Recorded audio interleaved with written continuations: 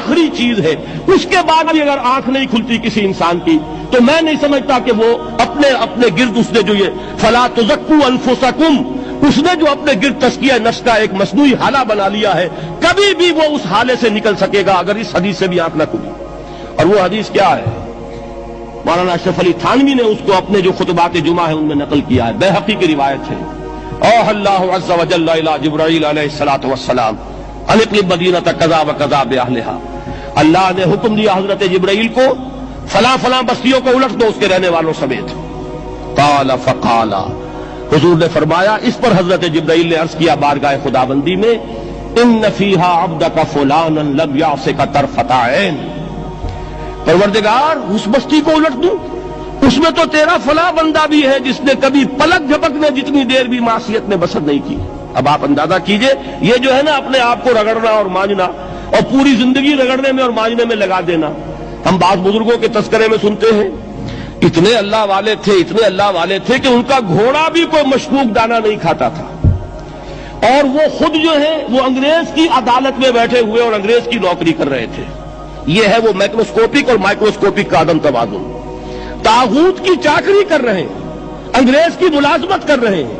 انگریز کے قانون کی تنفیذ کے اندر اعلی کار بن رہے ہیں، لیکن ذاتی تقوی اور ذاتی نیکی اور ذاتی للہیت جو ہے اس کا معیار یہ ہے کہ ان کا گھوڑا بھی مشکوک چارہ اور مشکوک کھانا نہیں کھا سکتا۔ یہ ہے وہ عدم توازن، اس کو نوٹ کیجئے گا، جس کو کہ اس حدیث میں محمد رسول اللہ صلی اللہ علیہ وسلم نے واضح کر دیا کہ حضرت جبرائیل عرض کرتے ہیں کہ اللہ فلاں بستی کو الٹ دوں، اس میں تو تیرا فلاں بندہ بھی ہے جس نے پلک جھپکنے جتنی دیر بھی معصیت نے بسر نہیں کی۔ ذاتی نیکی کا اب اس سے اونچا کوئی مقام کوئی شخص مجھے اگر بتا سکے تو میں اس کا مرید ہو جاؤں گا۔ اس سے اونچا کوئی مقام ہوگا کہ آنکھ جھپکنے جتنی دیر بھی کسی نے معصیت میں بسر نہیں کی، ذاتی نیکی کی معراج۔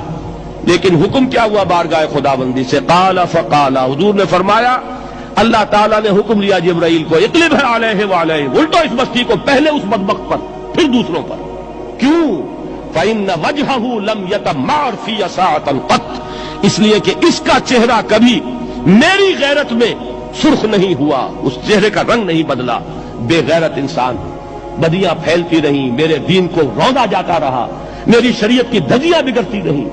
عوامر کا مذاق اڑایا جاتا رہا، نواہی کے لیے دنیا کے اندر جن چیزوں سے میں نے روکا اس کے لیے فلسفے تراشے گئے، اور یہ لگا رہا مست رکھو ذکر و فکر صبح گاہی میں اسے، یہ سوائے ذاتی اپنے اس اصلاح کے اور ذاتی تقوی کے اور ذاتی نیکی کے اور ذاتی عبادت گزاری کے یہ میدان میں نہیں آیا، اس کا خون نہیں کھولا کبھی، اس کے چہرے کا رنگ متغیر نہیں ہوا، لہذا یہ دوہرا مجرم ہے۔ یہ ہے وہ تصور جو یہاں پر نوٹ کیجئے۔ ہاں اس کے یہ معنی بھی نہیں ہے کہ نماز بھی نہیں پڑھ رہے، روزہ بھی نہیں رکھ رہے، اقامت دین کے کارکن ہیں، فرض نماز آ گئی ہے وہ چلی جا رہی ہے، جماعت کا کوئی اہتمام نہیں ہے۔ اب یہ دو انتہائیں ہیں، ایک انتہا یہ کہ وہ تزکیہ نفس جو ہے اسی میں وہ رگڑنے اور مانجنے کا عمل جاری ہے، ایک یہ کہ اس کا سرے سے کوئی تعلق ہی نہیں، اپنی ذات سے بحث ہی نہیں۔ وہ کیفیت وہ ہو گئی ہے جو یہود کی آئی ہے قرآن مجید میں کہ تأمرون الناس بالبر وتنسون انفسکم وانتم تتلون الکتاب، کیا تم لوگوں کو نیکی کا حکم دیتے اور اپنے آپ کو بھول جاتے ہو؟ یہ دوسری انتہا ہے۔ پھر وہی بات عرض کروں گا، وہی بال سے زیادہ باریک اور تلوار کی دھار سے زیادہ تیز راستہ ہے جس پہ چلنا ہوگا کہ نہ یہ ہو کہ وہ مبالغہ ہو رہا ہو، اپنی ذاتی اصلاح میں تو مبالغہ کی حد تک آگے جا رہے ہیں، اور دوسرے یہ کہ اپنے دین کی تبلیغ و اشاعت، اقامت دین کی جد و جہد، اس کا کھانا ہی نہیں کھولا زندگی میں، وہ کھاتا ہی نہیں کھلا۔